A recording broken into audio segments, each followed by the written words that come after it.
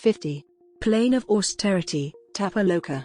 As knowledge was the main concern of the fifth chakra, hard work on the self, penance, characterizes the player who vibrates on the plane of austerity. The sixth chakra means penance, mortification, burning, and the practice of meditation on self-denial. Tapaloka is the sixth of the seven major lokos. This region does not perish at the night of Brahma. Air is the element that predominates in this loka, hence all the combinations interpenetrate each other without any difficulty. Although the elements finish with the fifth chakra within the human organism, in certain lokos, special regions situated in space, the elements still exist. Those who evolve by their hard work on themselves go to these lokos, depending upon the state of their consciousness. Those who dwell in this loka called Tapaloka are high ascetics and yogis, those who have gone on the path of no return and who are still engaged in high penances in order to be able to cross this level of consciousness and reach the next, the Satya Loka, the plane of reality. The developing witness self-recognizes the remaining karmas and sets about the arduous tasks necessary to burn them off. Hard penance is demanded. Karmas have become too heavy a burden to carry farther. The player reaches Tapaloka either directly, through the practice of fourth chakra Sudama, or gradually as he progresses through the fifth chakra, develops conscience, and masters a sun/moon energy system. The experience of oneness with all reality strips the phenomenal, sensory world of its attractions. All the elements are now under the player's command. His insight into the nature of the space-time continuum enables him to see the beginning and end of creation. Living in this limited body, he becomes unlimited.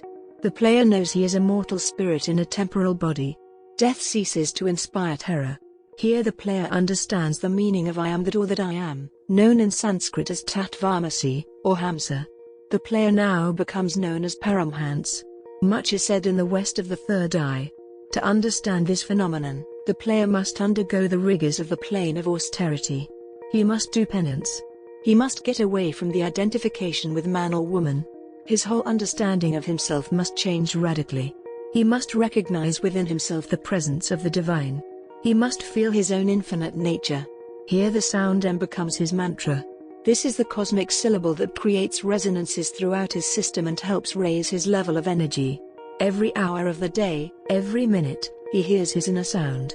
The sound grows more and more pervasive until it encompasses all the sounds in his environment, internal and external. Whoever is in his presence becomes calm and starts hearing the same high-frequency sounds generated by his own system. Each player has a specific effect on other players, depending on the level at which he is vibrating at the time. The presence of the first chakra man assumes either a terrifying or a pitiable aspect. He aggressively seeks physical survival or laments his inability to attain it. The second chakra man, concerned with sensual indulgence, seeks to charm and soothe. His voice is seductive, unctuous. The player vibrating in the third chakra issues challenges.